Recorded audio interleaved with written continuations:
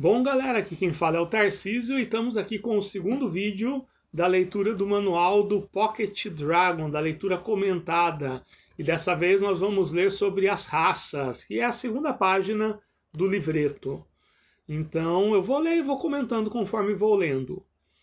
4 são as raças básicas disponíveis aos jogadores: humanos, elfos, anões e halflings. Halflings que são os pequeninos, que para quem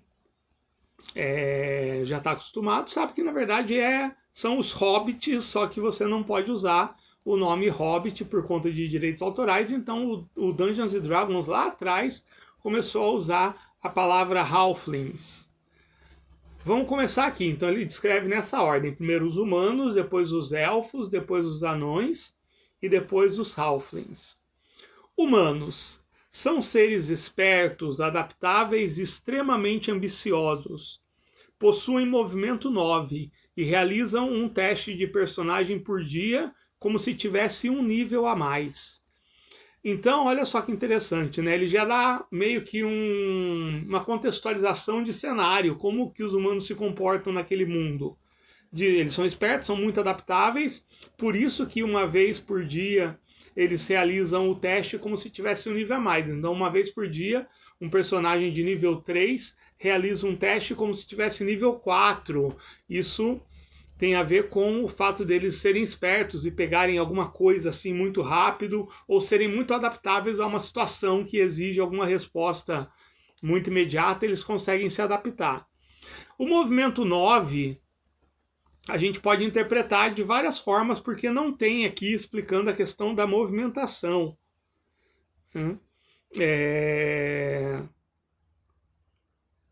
Pode significar que o personagem se movimenta até 9 metros naquele turno, até 9 quadradinhos no grid, e vai ser interessante porque os humanos e os elfos têm movimento 9, os anões e os halflings têm movimento 6. Ou seja, logicamente, como eles têm uma estatura menor, eles têm uma movimentação menor. Vamos agora ler os elfos. São criaturas longevas e ligadas ao natural e à magia. Possuem movimento 9, recebem mais 1 nos danos causados por arcos e calculam as magias diárias como se fossem um nível a mais. Em contrapartida, um elfo jamais possui como dado de vida um dado superior ao D8. Ou seja, os elfos eles são longevos, eles naturalmente vivem muitos e muitos e muitos anos, centenas, talvez milhares de anos aqui. Não diz que eles são imortais, mas diz que eles são longevos. Mas eles são de constituição um pouco mais delgada, um pouco mais fraca. Então, por exemplo, se um elfo decide se tornar um guerreiro, o guerreiro geralmente teria um D10 como ponto de vida, mas por ser um elfo ele passa a ter um D8. Lembrando que não existe restrição de classe ligado à raça. Qualquer raça pode ser de qualquer classe e qualquer classe pode estar presente em qualquer raça aqui no Pocket Dragon. Eles têm uma espécie de proficiência com arcos, eles recebem mais 1 quando eles vão... Só que não na hora de atacar, na hora de causar o dano.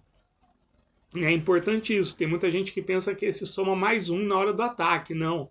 Na hora do ataque você vai somar só o seu nível. Você vai somar mais 1 ao dano no caso de arco. Um arco, geralmente, ele causa 1d6 de dano. No caso de um elfo usando um arco, ele causa 1d6 mais 1 de dano. E o elfo ele é uma excelente combinação com o mago, porque eles calculam como se tivessem um nível a mais. Então, por exemplo, um elfo de nível 1, ele calcula as magias como se ele fosse de nível 2. Ou seja, um elfo de nível 1, ele tem 2 magias disponíveis por dia. Se ele fosse um mago de qualquer outra raça de nível 1, ele teria 2 magias disponíveis naquele dia. Quando um elfo se torna um mago e ele é de nível 1, ele passa a ter 4 magias disponíveis. Olha só que interessante. Isso faz bastante diferença.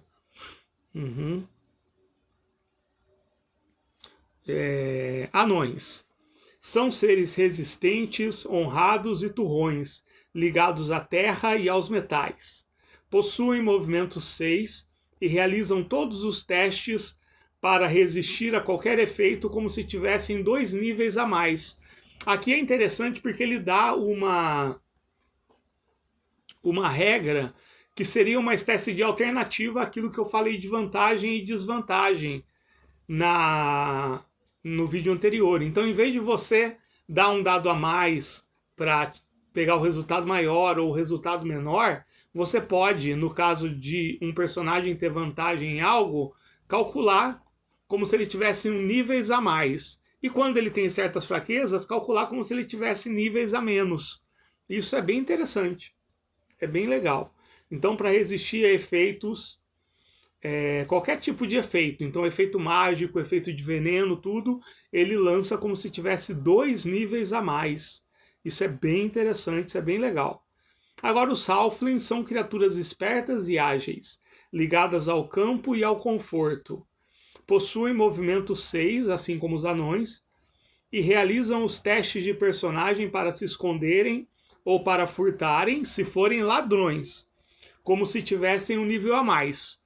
Agora, caso ele não seja ladrão, ele não tem esse bônus, que fique claro isso. Né? No caso, para furto, para se esconder, ele ainda tem isso. Halflings não podem usar armas que causem dano superior a 1d6. Por quê? Porque essas armas são maiores. Então fica difícil para eles manusearem. Então vocês podem ver que tem um cenário embutido, né? Por mais que não tenha um cenário oficial, o Pocket Dragon, ele tem um cenário embutido, onde os humanos se comportam de um jeito, os elfos se comportam de outro, os anões têm um certo comportamento, e os Halflings também, que nada mais é do que aquilo que o pessoal chama de fantasia vanilla, aquela fantasia medieval bem Senhor dos Anéis mesmo, com todos os clichês que a gente está acostumado a ver. Né?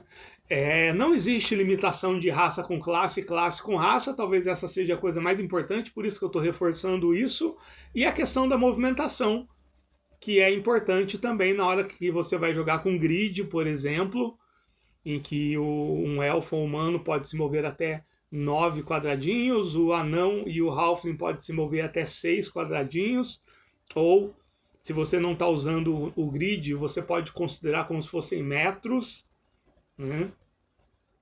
E é isso, essas são as raças. O próximo capítulo vai ser sobre os subatributos, que eu vou falar sobre os atributos, a classe de armadura, os pontos de vida, a movimentação e o teste de personagem, tá bom? Então é isso, a gente se vê, um abraço.